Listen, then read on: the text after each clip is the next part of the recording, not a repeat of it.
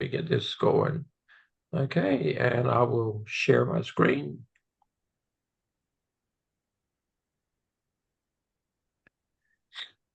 Uh, Well, good evening, everyone, and welcome to week 9. We have this week and one more week, and you will be completed your program. And so I know that you're looking so forward to that, and hopefully you'll have a couple weeks before you have to get back engaged and gear back up for the new school year. So, today you can see our agenda. We're going to talk about just a few things, a few reminders, a few comments, and then we have three presentations, three groups. We'll do a presentation tonight, and then that concludes our presentations. So, as a reminder, if you haven't sent your information to Dr.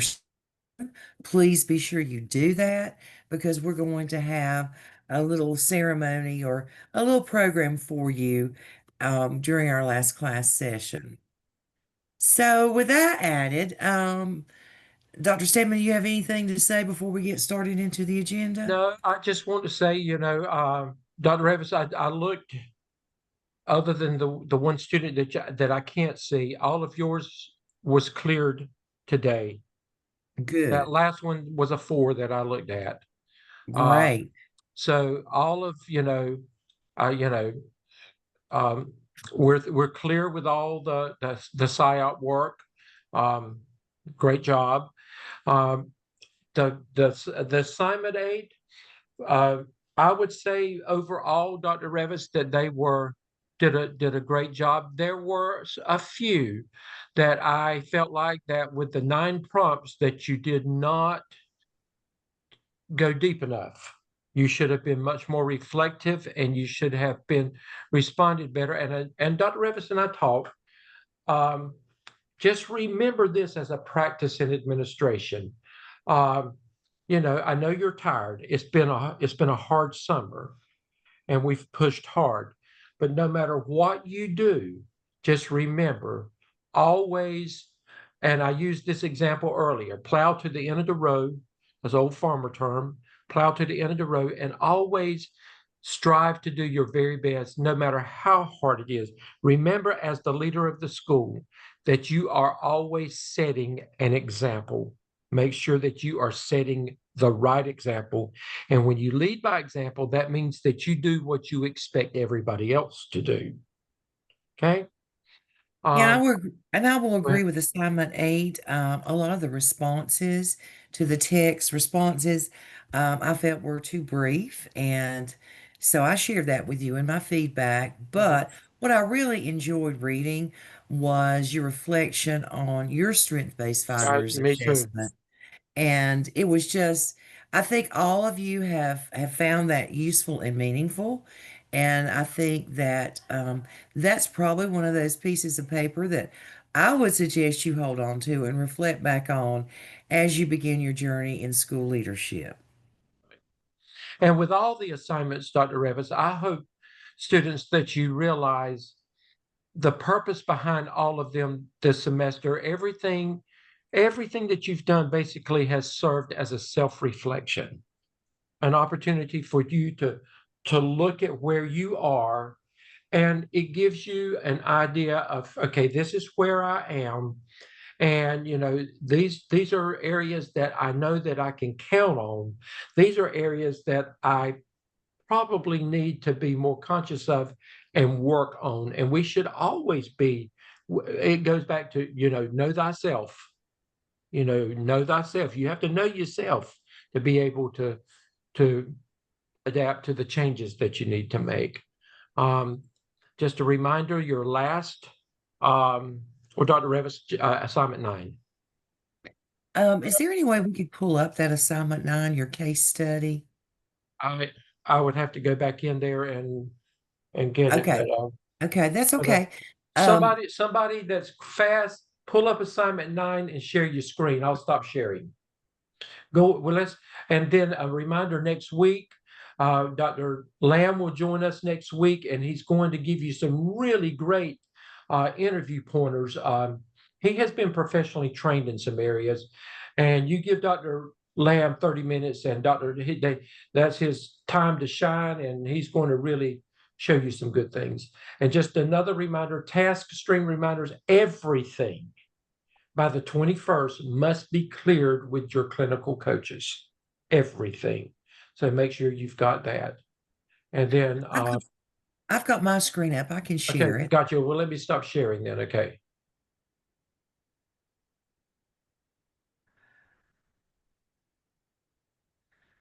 All right, I'm going to go to the content and pull up the assignment.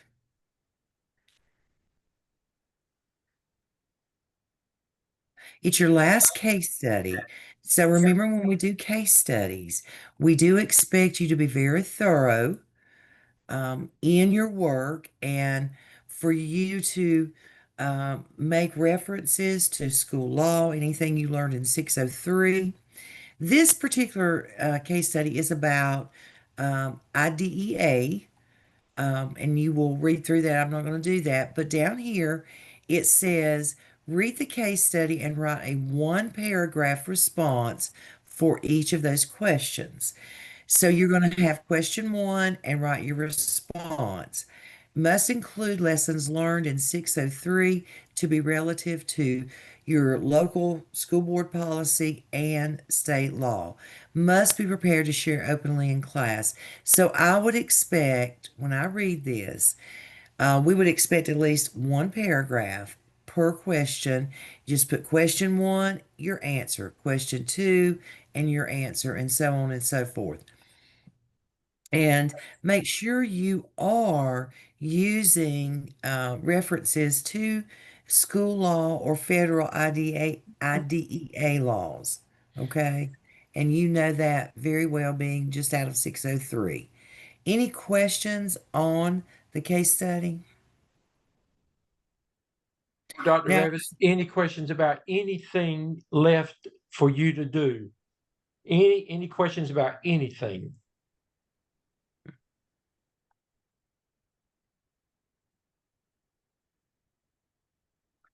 don't forget to make sure you're doing all those task stream requirements for your clinical coaches.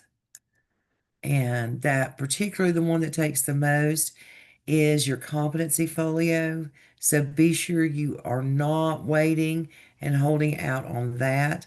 The other self-assessments that you have to do, go through pretty quickly. And don't forget, you have a survey that you have to do at the end of the course. Okay, well, Dr. Revis, it's all three groups are your students tonight, so you take it from here. Okay, so we're going to start out tonight with Digital Competency 3, and that will be Chris and Leslie. So take it away, guys. All right.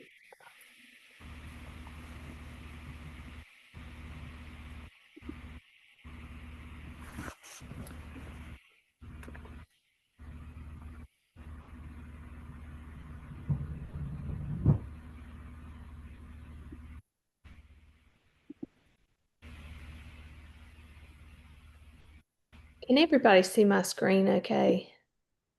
We can. You're not in Yeah. presentation mode, though. I know, and it doesn't give me the option. It says I can do it in Teams. Look up there where it says slideshow up at the top bar. Click Gotcha. that, and now play. There you go.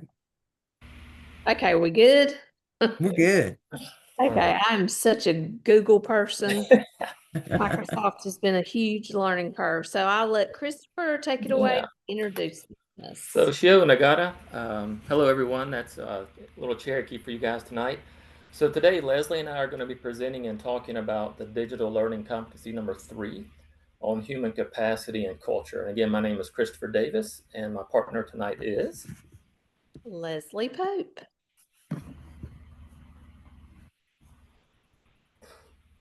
Okay, so we are going to give you the standard first off as it is.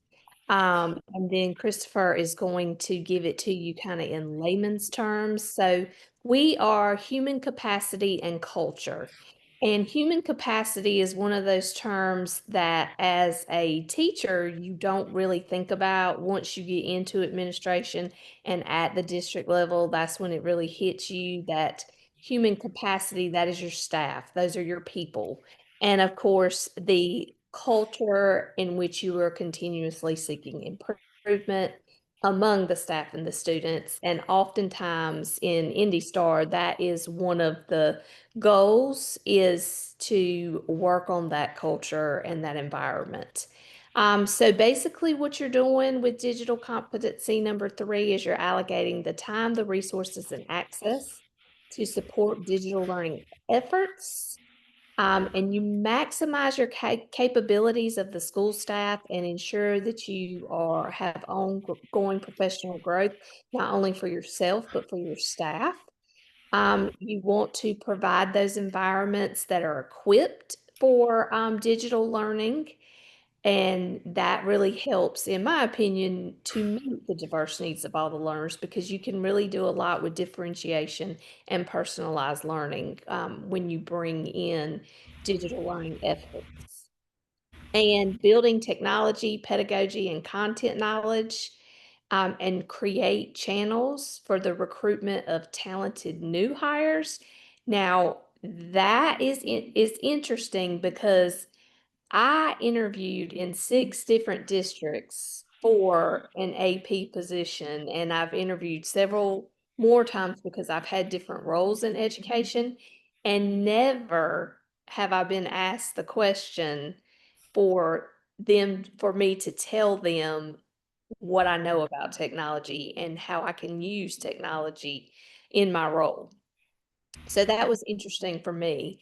And you just want to be able to actively support your staff through modeling and coaching, which means you, as the leader of the school, you also have to stay current on digital learning.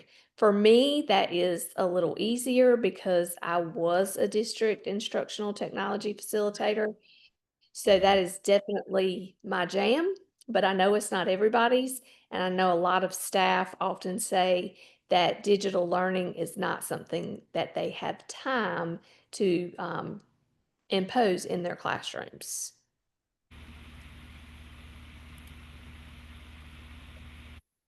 So kind of in layman's terms, we're looking at personnel and culture within your school. And in this, we hope that school leaders are going to use technology and their digital resources to really create a supportive learning environment, not only for their teachers, but also for the students in the school. And then they're consistently looking for ways to get better and to grow. And this looks like giving of your time and your money and tools to support learning and technology. You're trying to help staff do their best work, and you want to really make sure that everyone is growing professionally, consistently growing. This looks like creating learning spaces with just the right tools and just the right technology that really works for the different types of students and their styles of learning. We hope that this will help current staff learn new technology, stay up to date with the tools, learn new teaching skills that can be supported with technology, and really tap into that and use that as a way to find and to hire new talent within your school. And we also want this to help staff by showing them that how to do things well and by giving them immediate feedback using technology tools.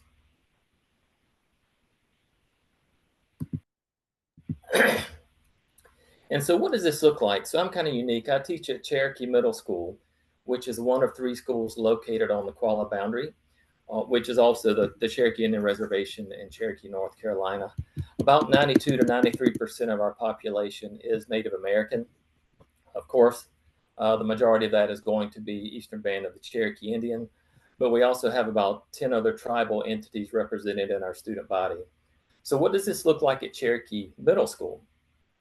Well, from a student perspective, it looks like different STEM activities that you may take as an elective.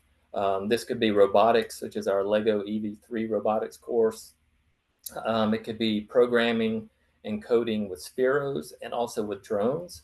We've got a pretty nice, starting in 8th grade, our students can take a drone elective, and they'll start in the middle school and take it through high school. And once they finish high school, they can actually sit and take an exam for their drone license so they can actually start working commercially in the drone industry, if you will. Not military drones, of course. We also have 3D printing, which you can see a copy of a fish in one of the pictures there that we did with 3D printer. We have space dedicated for makerspace for our students. We also have esports for our middle school students. Again, one-to-one Chromebooks. And we also have something called a Shio app.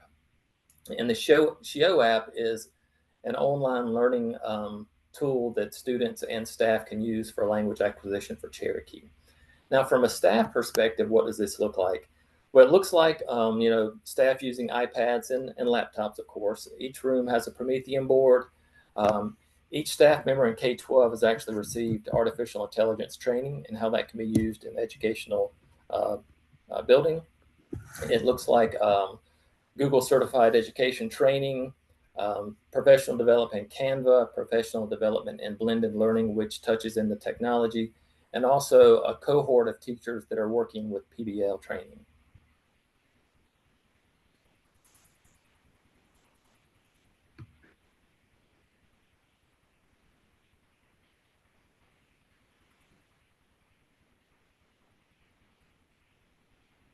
Sorry, my screen does not want to progress. Here we go. Okay, so I teach, or excuse me, I was teaching at Creekside Elementary School. And so for us, we are the only school in the district that is not Title I other than the high schools. So things definitely look a little different from us because we can really start out with advanced technology because our kids have that at home that they're using. So we can just build on their skills. So what you'll see with us is you'll see a big focus on STEM and technology integration. You can see in the pictures that these are all subject areas in which the kids are using their iPads or robotics. So in the first picture on the left, the merge cube was used in conjunction with iPads. We are a one-to-one district, so there are iPads for all students, and all teachers also have iPads, and teachers also have MacBooks. There's a lot of collaboration. You can see from the pictures they're using, in the middle picture, they're using the Ozobot to go through the sequence of events of a book that they're reading. And then the last one in the upper right hand corner, you see that they're using the blue bots, which is a lot like the B bots, only the blue bots can be used in conjunction also with the iPad. And they have Bluetooth, and they're doing that to solve some math problems. We do have a lot of PD was centered around this year around technology and artificial intelligence, and we also use Adobe Express. So you can see in the bottom right corner that is an example of a student who used AI to help her create her letter that she wrote to 2025 about her school year. All right, so if we look at some of the strengths that I feel like we have at Cherokee Middle School within this competency, their first one ties into culturally responsive practices. One of the things, a culturally responsive teaching strategy for our Indigenous students is storytelling. And so students are able to embrace digital storytelling by using resources like Canva, Google Slides, or iMovie. Our teachers provide choice and voice digitally for students to kind of choose the pathway that they would like to learn certain skills with. And also in the actual language development itself through our Cherokee language classrooms. Another strength I think we have definitely is the Shio app. There's 3 different levels of this app, and it provides a digital platform for Cherokee language acquisition. The app is available on your Apple and Google devices. Within this app, we have the words written in syllabary, Cherokee syllabary, written in English and actually written in phonetics to make it easier to pronounce it in Cherokee. And also there's a language speaker that will will teach you the word in Cherokee also, and will speak the word in English. And I think another strength we have is through our professional development with our instructional facilitators. And what we did this past year with artificial intelligence, all of our K-12 teachers actually received training for ChatGPT and Notebook LM. Those are the two that we're starting to we're kind of focusing on those two tools. And in doing so, we're hoping to create some efficiencies for our teachers, whether it be in lesson planning, the creation of rubrics, differentiation, maybe in different reading levels, and also in the grading of some writing. And we also want to make sure that in this training that we're mitigating the misuse of AI in the classroom, and by giving them ethical guidelines, and also to let them know that there's definitely an inherent bias in the use of AI.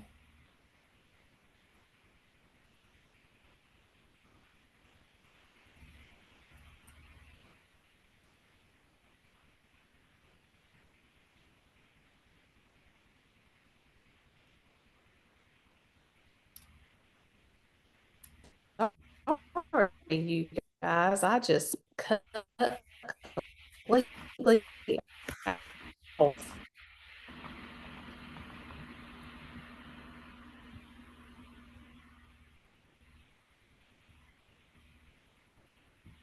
Anybody see that? You want me to share it? Christopher, can you see the screen? No, I think you're frozen. You want me to try to share it? There we Can go. anyone hear me? Yes. Okay, okay. Now, can you guys hear me okay? Yes, Leslie. We're good.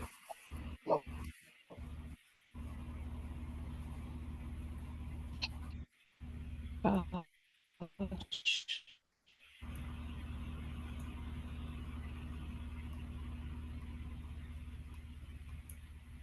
Okay, so I have a one initiative, and so each student iPad keyboard, their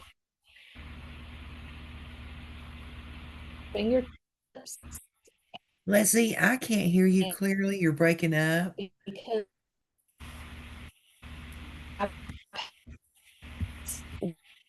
we are headed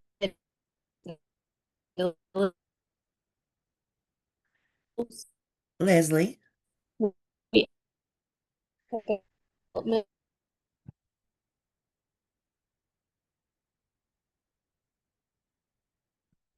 Leslie, are you there? You're really breaking up, and I still haven't seen the screen pop up or change. Chris, do you have it so you could pull it up? Yeah, let me see if I can share this out real quick. I think she's having some internet connectivity issues, is what I think. All right, let's see here.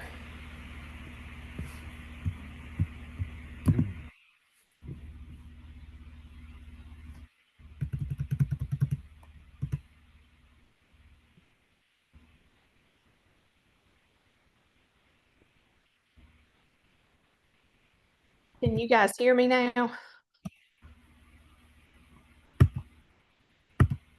Yes, I can hear you, and Chris has the screen up. So can you talk from his screen?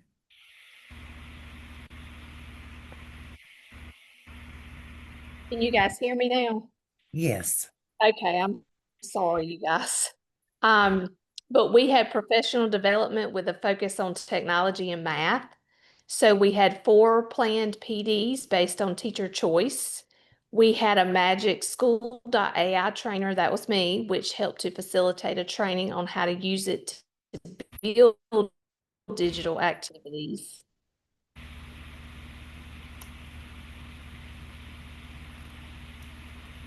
And then one the PD was set up as station teachers and instructional tech facilitators to help students learn to create with the iPad. And teachers can also model to students how to use the iPad effectively, and innovation and engagement improves in the classroom with the addition of creation and not just consumption.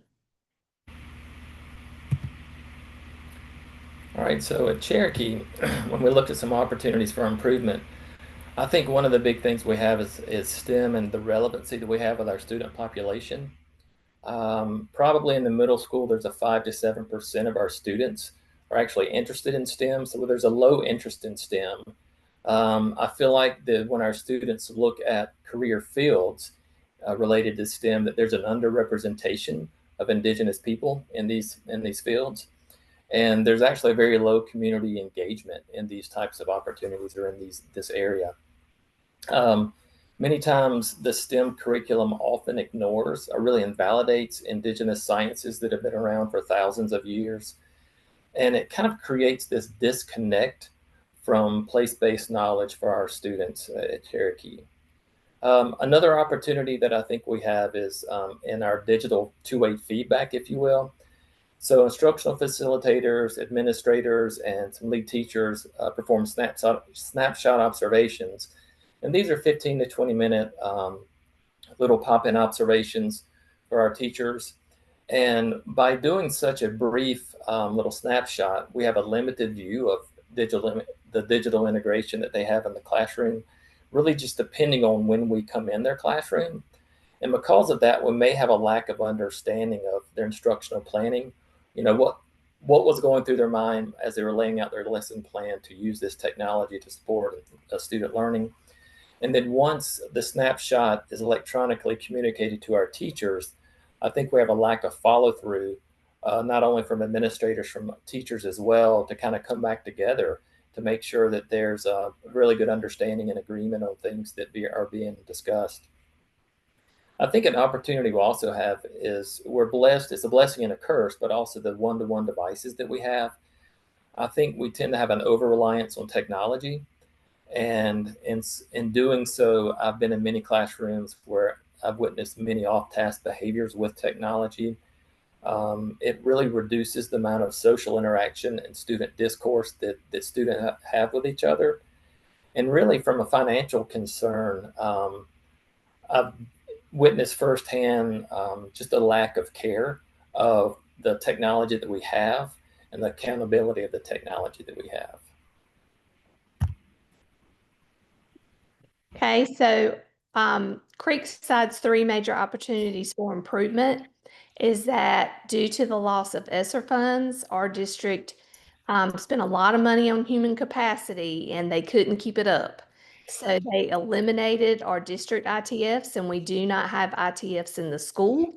So you're going to have to rely now more on a teacher for that tech help and be able to give him or her time to present at staff meetings or PLCs. You're also going to have to empower teachers to utilize the tech and the robotics.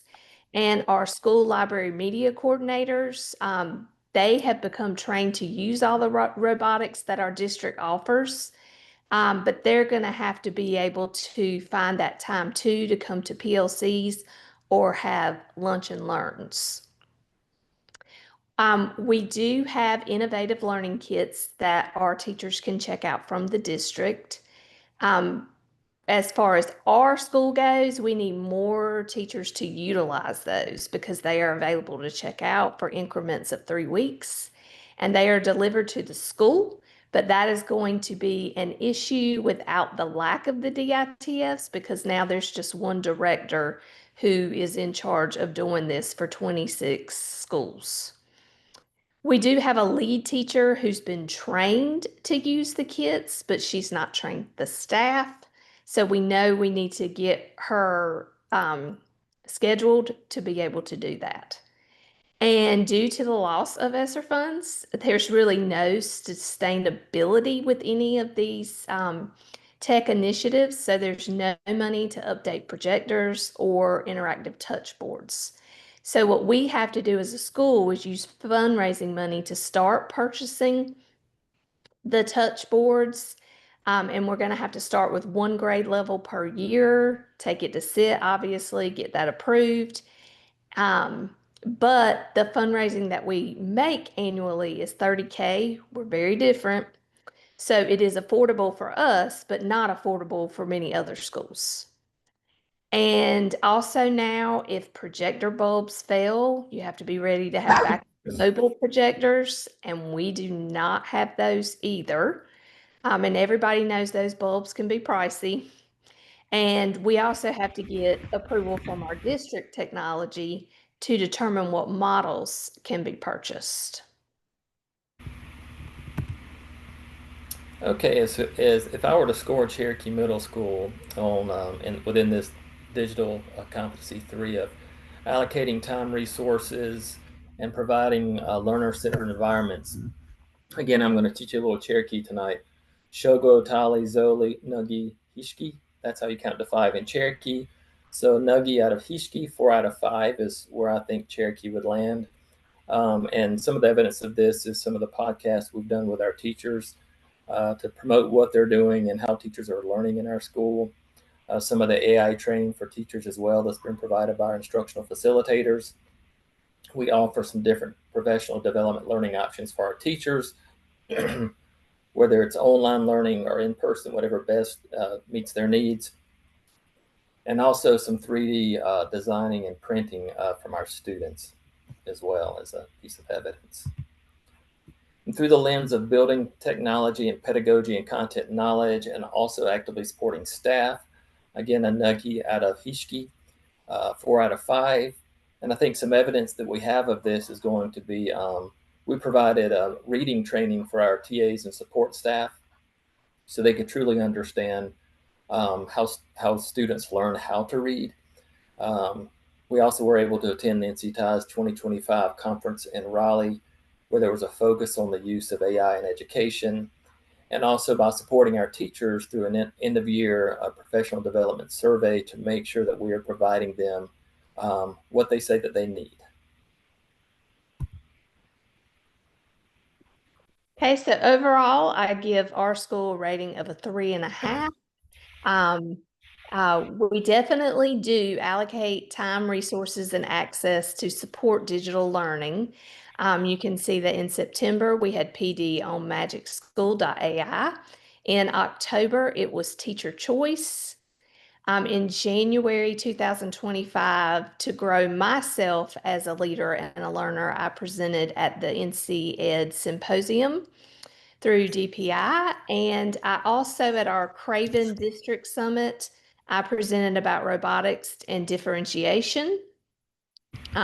And then looking at providing learner-centered environments equipped with those digital tools.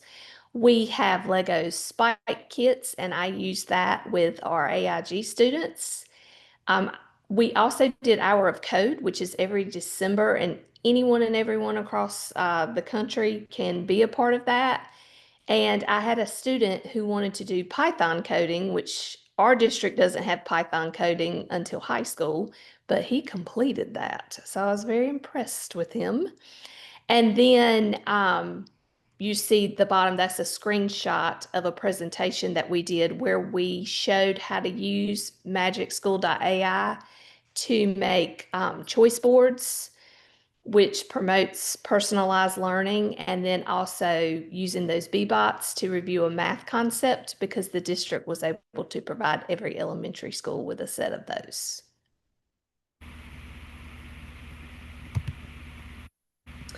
And then just showing how we build technology and pedagogy and content knowledge.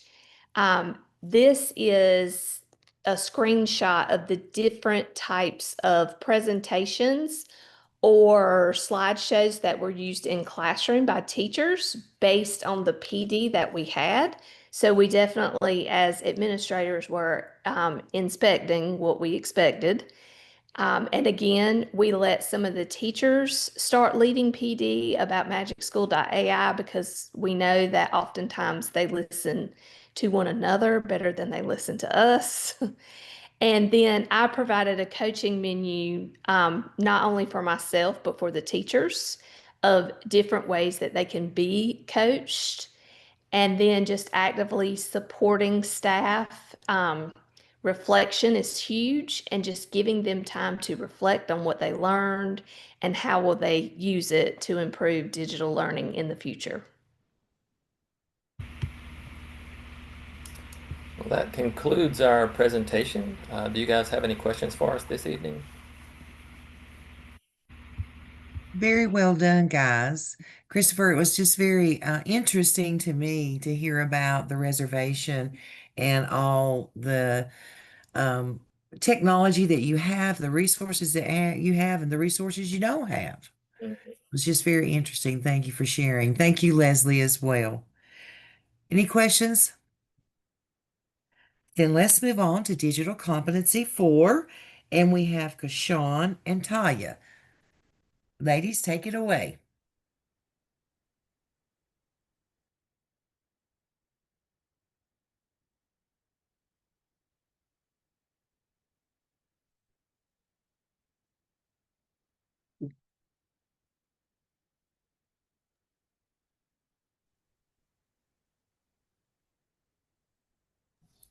Sorry, I had to stop share because it wouldn't let me unmute once I shared. The things you learn. Okay. But here we are. Good evening. We was doing competency 4 on North Carolina digital learning competencies for school administration, standard for personal growth and connectedness. And this is done by Kayshawn and Taya. Personal growth and connectedness is just expanding on your personal growth and connecting well as a leader. Administrators will develop a personal learning network and demonstrate a dedication for continued growth and excellence. Reflect on, share, and model emerging promises, practice regarding effective use of technologies for continued growth, instructional gain, and communication with stakeholders. Connect with and learn from educators, administrators, and industry experts locally, nationally, and globally, and evaluate emerging and current technologies for their potential to enhance the learning environment. What standard Kashawn? for mean? Kashawn, may I interrupt you, please? Is there any way you can turn your camera? We're seeing you upside down. Oh, I'm sorry. I don't know how that has happened. Me neither. Can somebody share what she might need to do?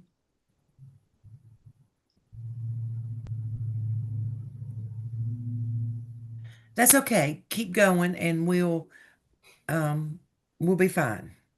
Okay, I'm sorry about that. Administrators are expected to build and maintain a personal network they can learn from to gain new ideas, share experience, and grow based on feedback. Be thoughtful with new and current technology. Administrators should commit to continuous learning on how technology can improve teaching, learning, and communication.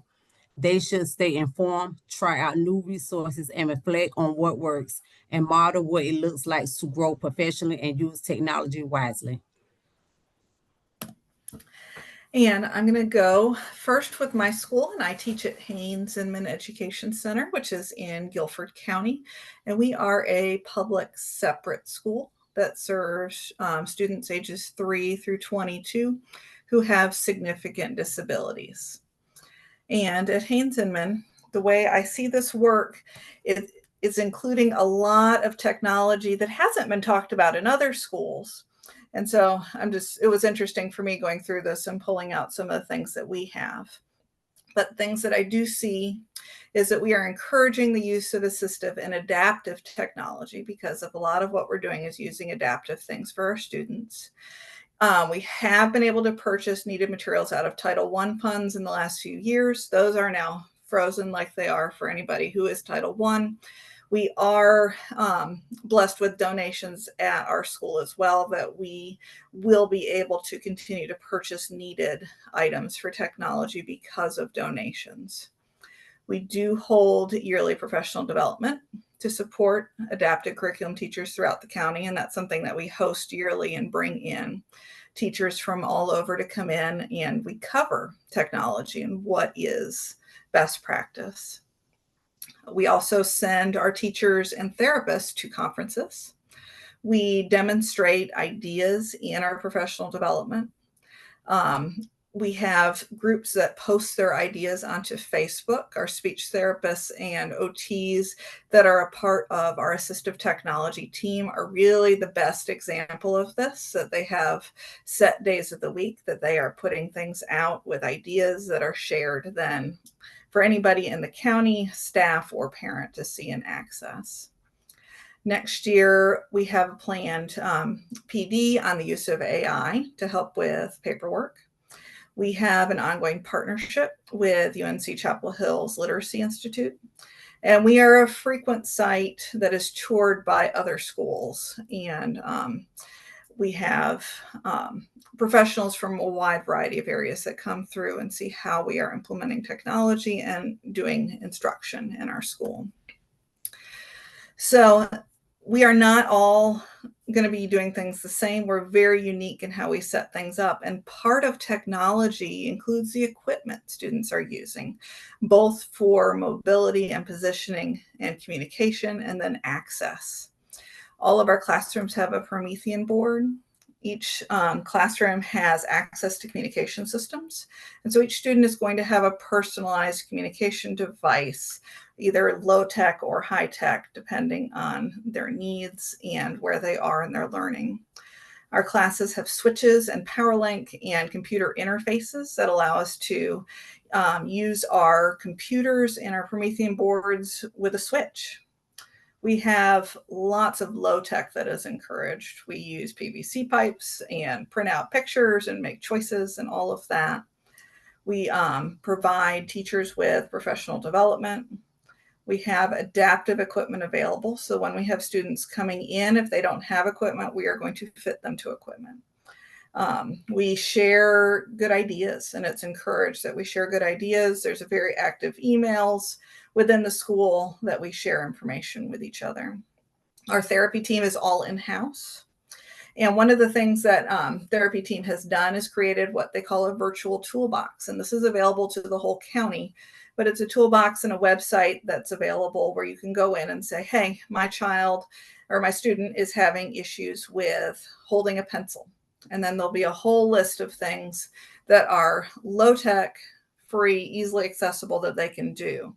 They've got all of the information set up for our students that are out in regular schools and using Chromebooks about how you can use all of the adaptive features that come on a Chromebook without having to wait for somebody from the AT team to come out and help them. At our school, we have a partnership with equipment vendors who come in weekly and help with equipment needs. We have a relationship with Riften, who is a company that makes adaptive equipment. And we're frequently a site where they will come and model new ideas. And we've been a part of research for them as they're researching what is best practice for positioning for students with physical disabilities.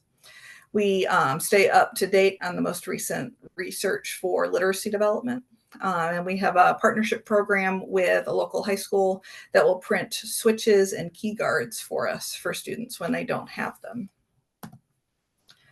Opportunities for improvement is we're going to definitely need to make sure we're monitoring how we're using AI after our professional development to make sure it's being used appropriately and is actually helping.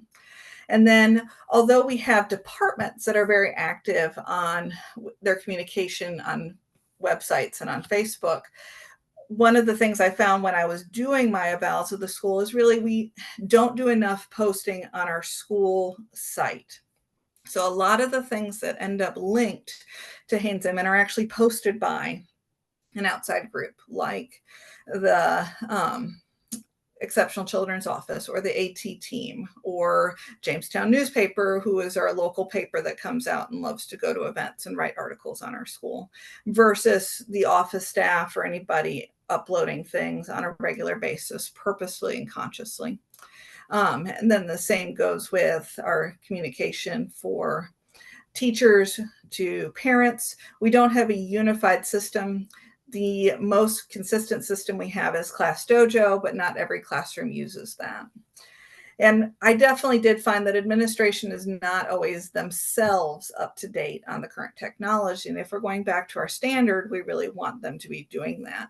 And so I see that in our communication. And then I see that, and they don't always know what new technology is out there. So NeuroNode is one example of something that we don't yet have, but is a technology that is out there for using small muscle movements to trigger things. So for students who do not have motor skills at all to be able to move to activate a switch, just the firing of neurons with a little twitch of the wrist is enough to set off a device. So we need to definitely continue sending staff to assistive technology conferences to make sure we're up to date on the most current information available. So I did give our school a 4 out of 5 because we do have a lot of good things going. Below we have images of 2 different workshops that were presented by staff at the Assistive Technology Conference in Orlando. That was a nationwide conference, and we actually did have international people there too. And so we are both spreading information and then attending conference and gaining information to bring back. One of the things that we presented on is using technology for customized self-employment. And so that's one area where we have been kind of trailblazing. And for our students that have a communication device, how are they going to be able to use that for jobs once they graduate at age 22? Because it's not going to be a typical job that you would go in and apply for. It's going to be something customized and created for them. But starting young and working on communication is one of the big things that we have. And we're going to be doing that and meeting all of those physical needs, monitoring all of the medical needs that our students have, and utilizing all of this technology to make sure all of these pieces are together and allow our students to be successful. Okay. My school I will be presenting on is Lee Central High School. It's a small school in a rural area in South Carolina. We have a total students of about 400, and we just became a Title I school this year. And our administration is fairly new, starting from the district office. Our superintendent is in his 2nd year, and our principal has been with the district about 8 years, but this is his 1st year coming to the high school. So some of our personal growth and connectedness at Lee Central High School are after school academic enrichment and tutoring, culture engaging experiences, fun-filled hands-on activities, one-to-one technology per student, weekly professional development and professional learning communities. This is our 2nd year with our AVID program and Summer Institute. We have summer school credit recovery and ingenuity. We do early college dual enrollment with Central Carolina Technical College. This is our 1st year with the career specialist at each school and career and manufacturing tours for each school. We 1st year with our Carolina CAP program, and we have gifted and talented classes.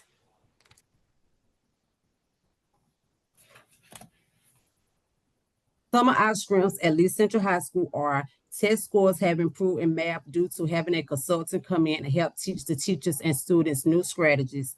The hiring of more certified teachers is a plus, considering that our district is a rural location with minimum to no resources. And the addition of the Carolina CAP program, this supported those who inspired to be teachers to get their opportunity. It has helped with the growing of our own initiative. And improvements for opportunities for improvement, students attendance and parent accountability. We now hire a power school clerk, attendance clerks, because we had a lot of students with truancies and parent accountabilities. When we have after school, or either we have conferences, we have 400 students, so we only have probably about 5 or 7 parents that actually come. So that's one area for improvement with us. Students that qualify to go to college need to actually go to college. In recent years, students have opted to work first. And the last one is accountability as a whole. Perform the job that you were hired to do. We are in the business of educating students, and that's what really should come first. And rating, I gave our school a 2, and that based on the school report card and just the fact that we had new administrators, the superintendent's fairly new, so we kind of like really rebuilding at Lee Central High School in South Carolina. So the school performance in jeopardy of not meeting the criteria to ensure all students met the profile of the South Carolina graduate. So our overall conclusion for our standard is that when we're an administrator, it's going to be important to commit to continuing with our professional growth. We need to keep up with technology and innovations, build our personal networks so that we're sending people out to learn these things and bring back the information. And remember that there always is room to grow. We need to be curious and encourage our staff to be curious and explore, so that we can improve student outcomes with new technology. And as we are creating our strategic plan, this should be a part of it, and the use of technology. Any questions from anybody? Well done, ladies. And because Sean, you did very well in flipping your camera around, and you were learning technology on the spot. Thank you. Okay, and now we're down to our last digital competency. And we have Digital Competency 5, Tatiana and Lauren.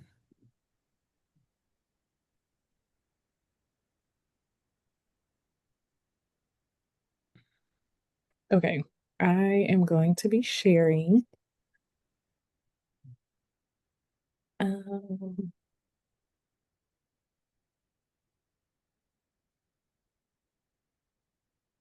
I might want to start from the beginning.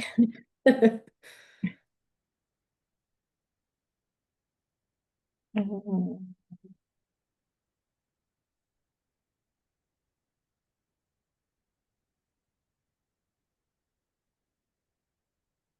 Just click on the first one. There you go.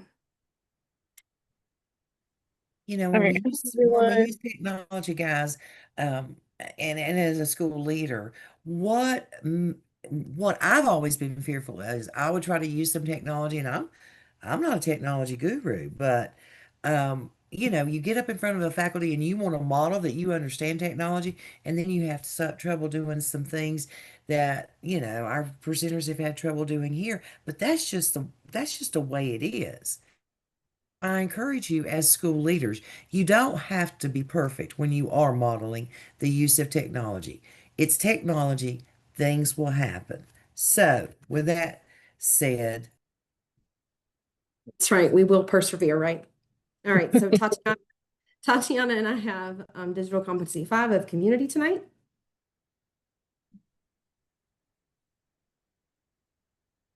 And I am Lauren Roberts, and I'm the instructional coach at J.B. Carver A+ Elementary School in Kannapolis, North Carolina. And I am Tatiana Dunbar. I am a special education resource teacher at Mid Carolina High School in Prosperity, South Carolina. All right, so Digital Competency 5 is designed to engage all stakeholders in the purpose and function of the school, leveraging multiple types and points of connection and communication to ensure the consistent, effective flow of information and input. And there are three main elements that go within this competency. We have modeling responsible use of technology, showing how to use technology safely and responsibly, including how to communicate and handle social, ethical, legal, and world issues. The next one being building strong partnerships, working with people and groups in the community and state to help improve the school and create better opportunities for teachers and students to learn with technology.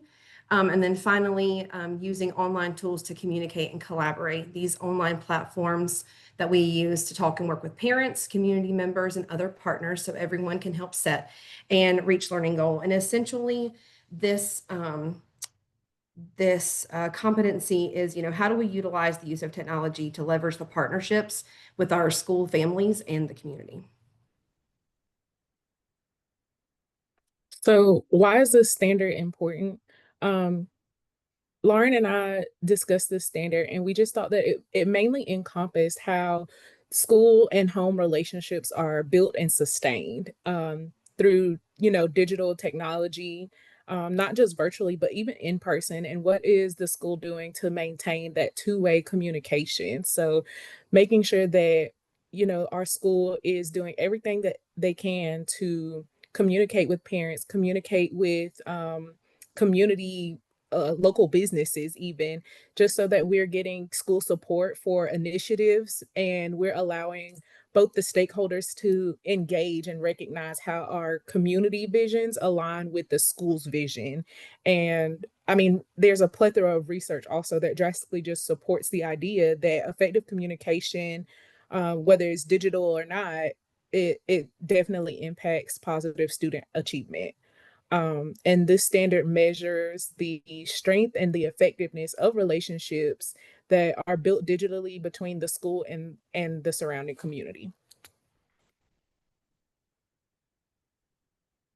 So I work at GW Carver A Plus Elementary School, which is located in Kannapolis City Schools in Kannapolis, North Carolina. We're about 30 minutes north of Charlotte. I'm in one of 6 of the elementary schools in our very small school district. We have 8 schools total, 1 middle, 1 high. And at Carver, we have 2 administrators, 43 teachers, and around 511 students.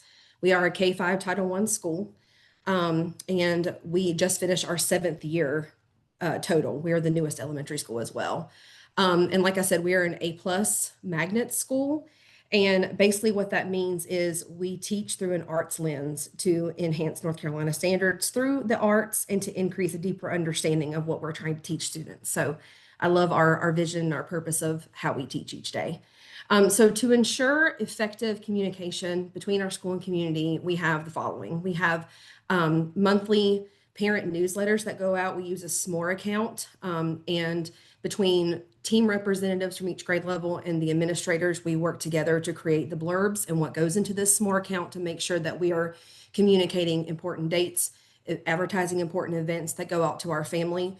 We also utilize this platform to discuss some celebrations and put information out there. One of our big rocks that we worked on this year was increasing student attendance. And so monthly we celebrated classrooms that had the best attendance to encourage, parents to send their kids and talk to them about the importance of attendance. So that was a great platform to use for that.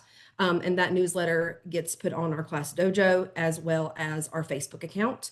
And again, social media presence to promote and advertise our events. And our social media platform is one of our, both Facebook and Class Dojo are our 2 main areas of digital communication with our families, where we advertise and we put a lot of the things out there. And this year, I just found out actually a few weeks ago that we're transitioning from Class Dojo, which we've used the entire time I've been in education, to Parent Square. I heard some of you mention that maybe last week in class and how that's a tool that your school systems are already using. So if you have any helpful hints of implementation or getting started, I'd love to hear it. But I did hear that it's a much more, equitable form of getting your parents connected and communicating. And so anything to help with that, I'm excited to use it. We also have a school website. To me, the school website can use work, but it is there. It has our school mission, vision, times, our staff or our student handbook. It is an easy place for parents to go to get some of those quick things. But I do think it could be beefed up. We also use the connected phone tree. And we are very blessed to have a wonderful Spanish liaison that helps our principal translate all of our call outs so that all the communication that we have at our school, it's getting to each of our families in the language that they understand. Something else that my principal has done in the last 6 years that he's been there, and I've really been able to work with him a lot this year to understand like the importance of it, is he sends out mid-year surveys to our families. So we're not just hearing from them, at open house and at the end of the year, but we're trying to get more consistent feedback from them because they, we want stakeholder input from them. So we release those surveys each December and we review that data with the SIT team come January. So it's another opportunity for our families to give us input on the goings on at our school. And then also we have a QR code with some parent quick links that are there that students or parents can access with, the school calendar, the lunch menu. So those are just some other ways and, forms of digital evidences. And then on the next slide, I have some actual pictures of some of those evidences. So at the top, we have our school website, and it is linked there as well. And then the SMORE is towards the middle, an example of our parent survey, that toolkit, which are those quick links. Some of the examples of the canvas that we utilize to advertise a lot of the events, because that's how we get the best attendance, is advertising them in advance. The attendance poster that is on the bottom left is we make sure everything that goes home is translated into Spanish. And then again, we use, like I said, Facebook and Class Dojo as our two biggest platforms, but we're transitioning to Parent Square.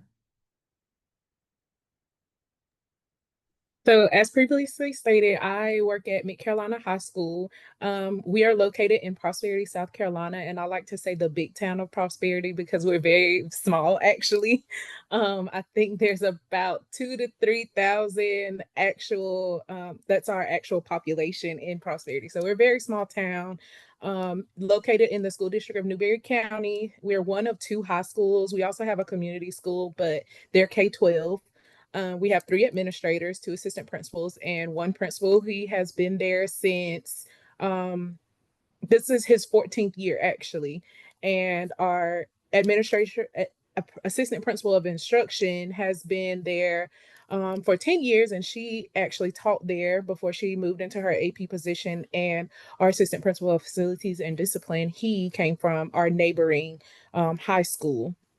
So they've all been in the school district of Newberry County for a very long time. We have about 46 to 47 teachers, and that ranges each year. Our turnover is very low, maybe about 2 to 3 teachers each year.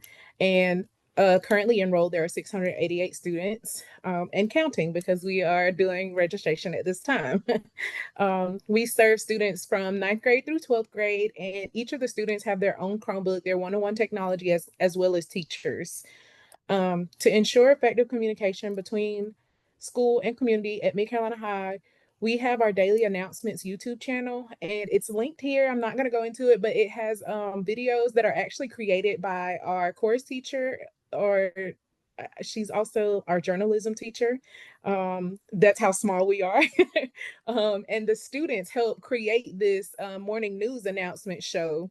And it is shown during first block to each student in every class. And it's also posted to our school website for parents and other community members to view. We also send out a monthly bulletin. This is created by our school secretary. She does so many things, and this is one of the many hats that she wears. And she sends out this email to anyone who signs up. Parents can sign up during student registration, and they'll get a monthly bulletin. And I'll show you guys that on the next slide. It kind of covers what's coming up. It covers the lunch menu, the breakfast menu. It covers sporting events as well as any academic events that the school has coming up. It covers faculty and staff birthdays. So I love that celebration for us as well. I'll get random birthday texts from other parents who work in the school district who signed up for it. So that's always a nice incentive to maintain culture. We also use Aptogy for text subscriptions. So this is our main source of communication, which is a form of digital communication. It's actually just, the parents come in, they sign up for the text subscription to a 98900 number, and throughout the school year, they'll get updates. So for EOC time, this is when we remind parents that testing is coming up. This is also, if we have a fire drill, not fire drill, but actual emergency, this is how parents are notified through text subscription and Aptogy, of course. It's just a fast way to keep them informed. Our school website is also there, like I mentioned, that has our morning news. It has announcements. It has a live feed, direct links to school board meetings that anyone can view online. It also has resources like the Schoology, the learning management system, easy access things for both students, parents, teachers, and anyone in the community. There's the website is well built, but kind of like Lauren said about her school, it can be beefed up, and there could be more information there, and there could be opportunities for feedback placed on the school website. We also have a teacher technology leader who operates that school website.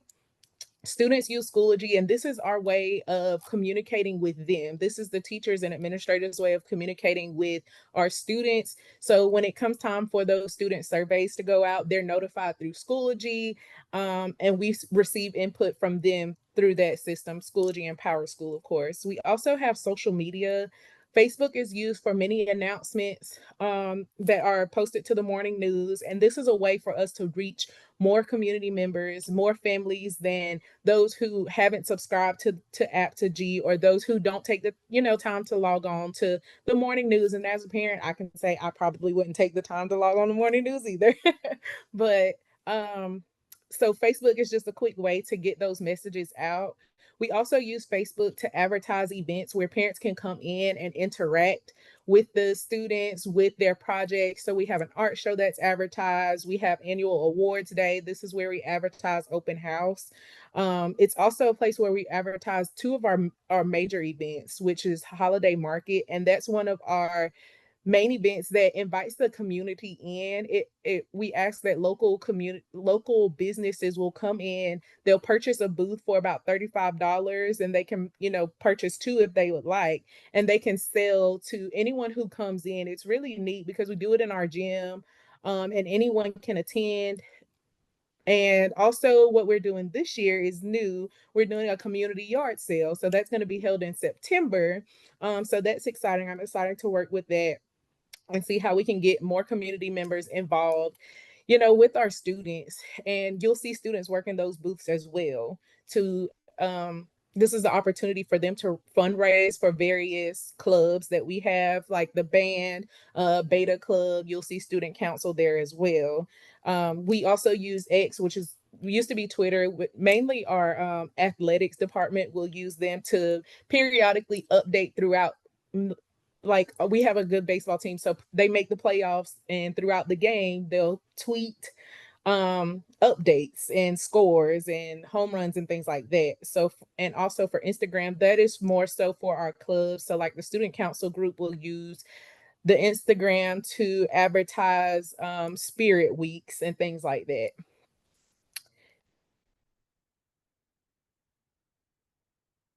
So this slide just shows a snip of what Mid Carolina does to communicate with our community digitally. This is a screen snip to the top left is a screen snip of our school website. You can see that it has the calendar posted, how to go about student registration, because we are all online registration this year. It has ClassLink, which is another way that we communicate with our students, or for single sign-on. And then you can see that they have parents new to MCHS. So just little snippets about what's going on in the school. To the bottom left, you can see that we have things that have been advertised, like Fall Festival. That's one of our larger events for the fall, where we put on this it's kind of like a mini fair for kids and students, and it's run by our students. That's advertised on social media as well. And then there's a screen snip of our Aptogy and what that looks like. It always starts with greetings from MCHS, and then there's the message. This previous one was the last one we received about student computer turn-in. The most recent one we've received has been about schedule pickup. And to the top right, you can see the bulletin, the monthly bulletin that's sent out. It's really neat. It just has any celebrations, not just for teachers, but also like what is going on with students, like what good things are they doing. So we had a student be elected for National Beta Club Secretary, and it was announced here at Good News. She'll also reach out to teachers and kind of ask like, hey, what's going on in your classroom that you would like to share with the community? And I just love that part of keeping them informed.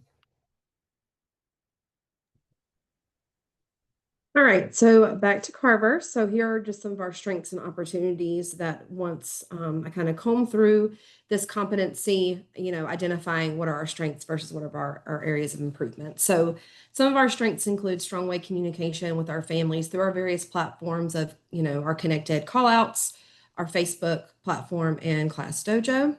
And actually reflecting on this, I feel like our one-way communication, it's very consistent. There's always communication going on, but a lot of it is just coming from the school. There's not a lot coming back to us, and that's one of our opportunities that we're going to work on. Another strength that we have is ensuring we're advertising and welcoming our families to all community events that we have. and also welcoming outside organizations that come to our school. At open house every single year, it's always a huge turnout because it's open house. You know, kids and families want to come see their teachers, but our principal does a fantastic job at working with our community partners and also having them in-house as well, so parents can see, you know, what are the opportunities that they have to make connections and to provide services. Some of the ones that we usually have are the YMCA, we have the Boys and Girls Club, and then any of our other partnerships that like to come and volunteer or provide things for our school. They're there as well and have tables set up. So that's really nice to have that connection and those community partners there at those events as well. And we have them at more just open house. Every time we have the doors open and we have families in, we always have some sort of partnership that is there informing our parents of services and what they can do for our school. And then finally, this past year was the first year that we were able to successfully start and establish a PTO and have more established partnerships. So that was another huge strength to get more information out about our school into the community. So some of those opportunities for Carver will include to continue to build those partnerships with our PTO and external partners. We have so many people in the community that I feel like will be willing to work with us. We have to reach out and have that two-way communication. And so another thing would be to strengthen the two-way communication. Like I said, we have that the few times a year that we have parent surveys where they can give us feedback. And whenever parents are there, they're there to really, you know, take in and listen, but we need to provide more frequent opportunities to have that two-way communication with our community, with our families. And when I say two-way communication, it doesn't just have to be about events. It can be about specific academics, or it can be about feedback of what we're doing well versus what we need to improve on. And then the last area for opportunity would be to implement the newest forms of digital communication tools for our district, which is, like I said, the Parent Square, that I hope will help improve that connection with our families and our community.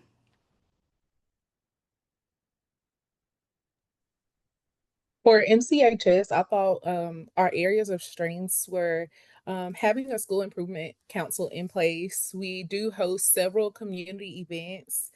We do invite local businesses in for specific student presentations. For example, our economics class will invite in our local State Farm agent to come, you know, view a project that they've completed throughout the semester. We have very strong one-way communication, similar to GWC. Like we keep our parents informed about the happenings of our school, especially through that Aptity and Facebook.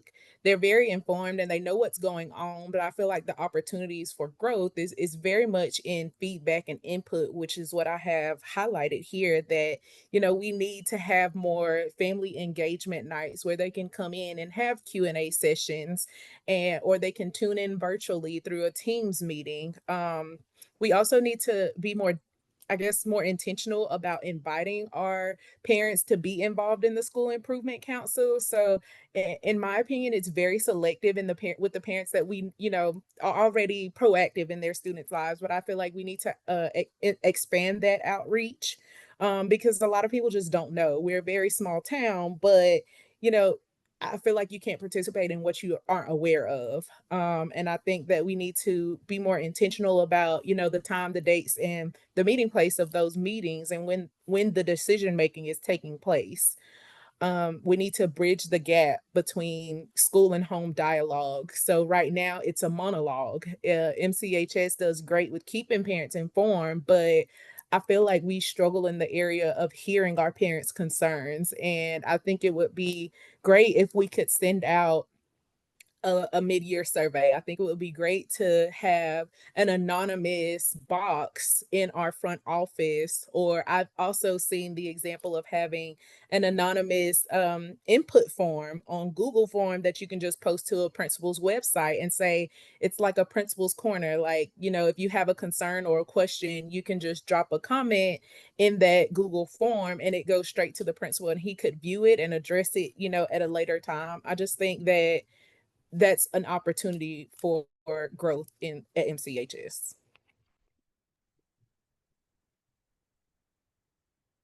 And finally, out of 5 stars, I gave Carver 3. And this took a lot of reflection because I really feel like overall we do a good job at communicating with our parents and having that communication with our community.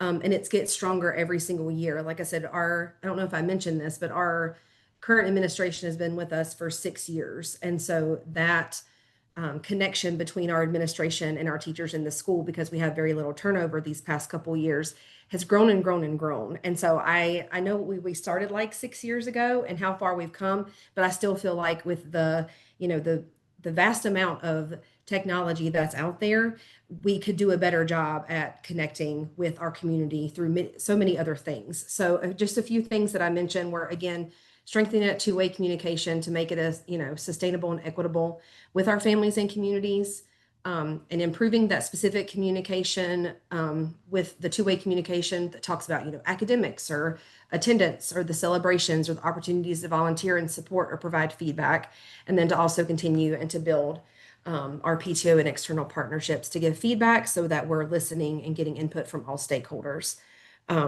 So it was a lot of reflecting and it was really hard, but I still feel like there's so many other things out there that we could do to get better from where we are. So for me, I also rated MCHS a 3. Like Lauren said, this did take time to reflect on, but I think the opportunities for one-way communication is solid. It's there, it's evident. Members of our community are invited to come and they sit and they attend the events and they stay informed, but are they actually, participating in that decision-making process? The answer is no. And I just feel like that's a vital part in, maintaining effective communication, is making sure that, the voice of the other party is also heard. I think that our parents and our community members need to be more involved in that school improvement process, not just, seeing the fruits of that labor, but also planning and implementing and the assessment phases, So I rated MCH as a 3, and my principal would probably give me a few words about that.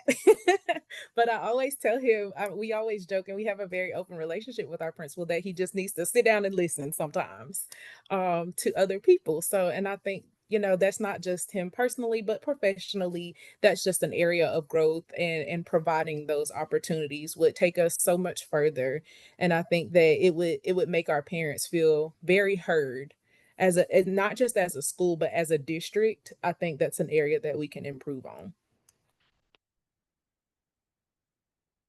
And that's all that Lauren and I have. So if you have any questions or anything to add, Lauren. Awesome. Thank y'all. Ladies, I just want to say very nicely done. And I think you've identified that two-way communication. That's probably an area of improvement for all schools.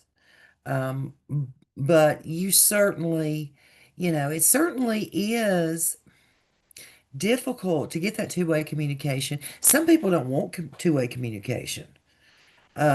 And I hope that as you are leading and guiding schools, that you will seek ways to have that two-way communication.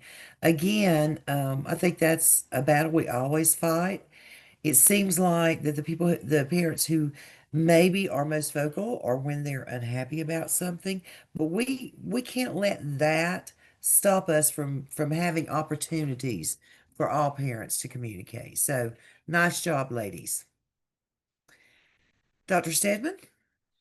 I just want to say to both classes, from the very beginning when we started PSEL Standard 1 to the group Lauren and Tatiana that just presented, we started well, we have ended well. I am highly impressed with every team and the caliber of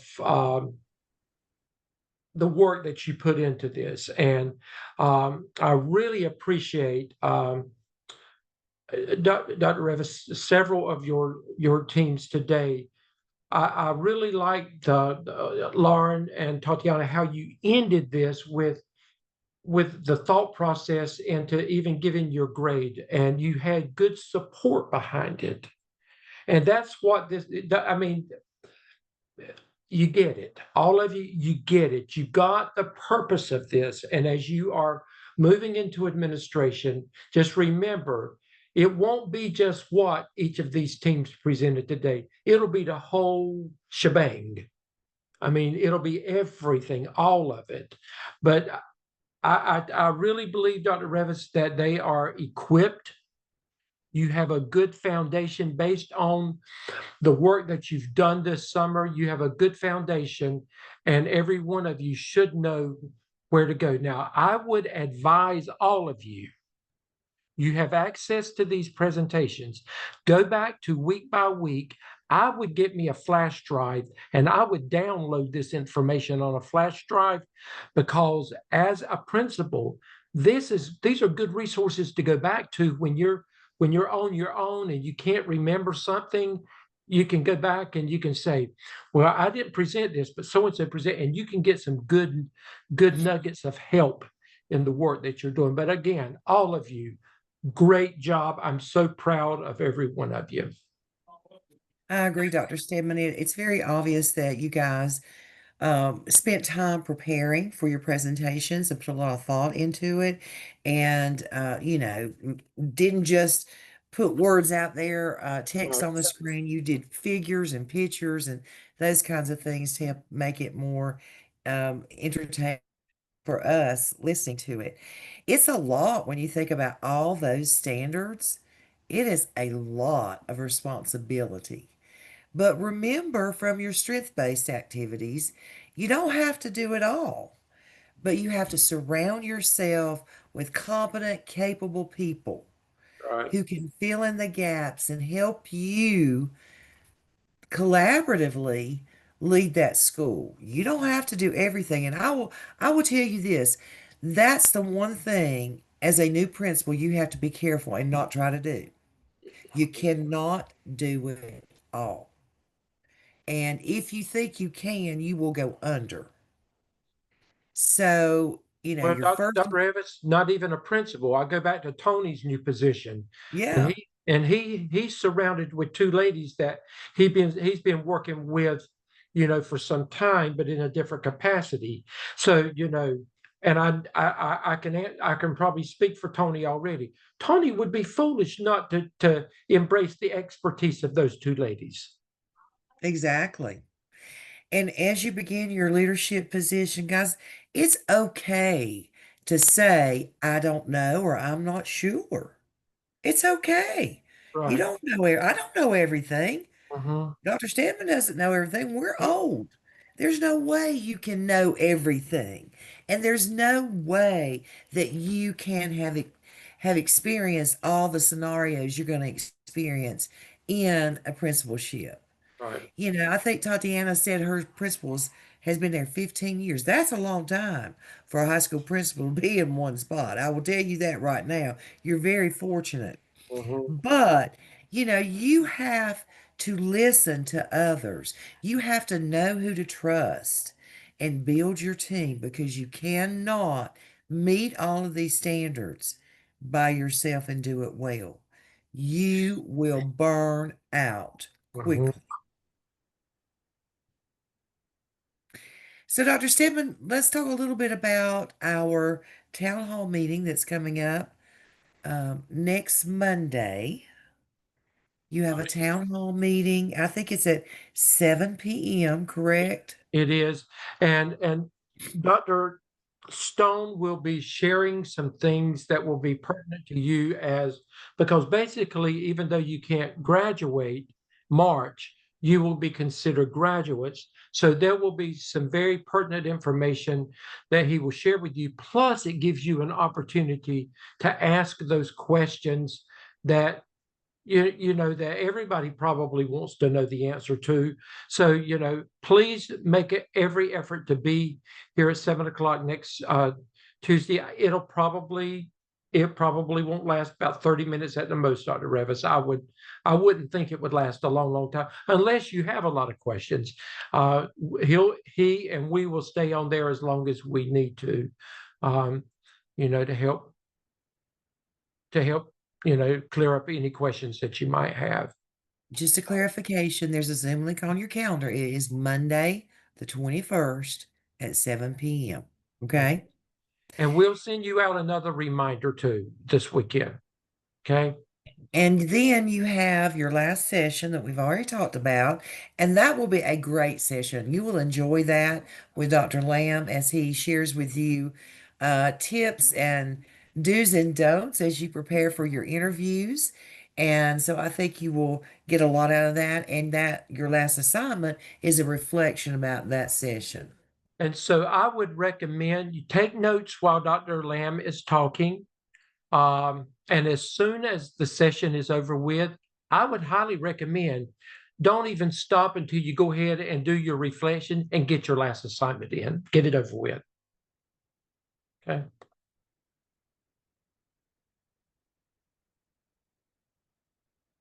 Okay. Any questions? Everybody know what's due for your for Dr. Maraglia or Dr. Bullis by the 21st. You know what you've got to do. And if for some reason you do have a question and you cannot get up with one of them, it's okay to reach out to Dr. Revis and me. At this point, we'll help you with what, I mean, we would anyway, but we're not going to hold you up. So if you can't reach them, you reach us and we'll make a decision for you. Okay. Okay. Good night, everybody. Okay. Bye.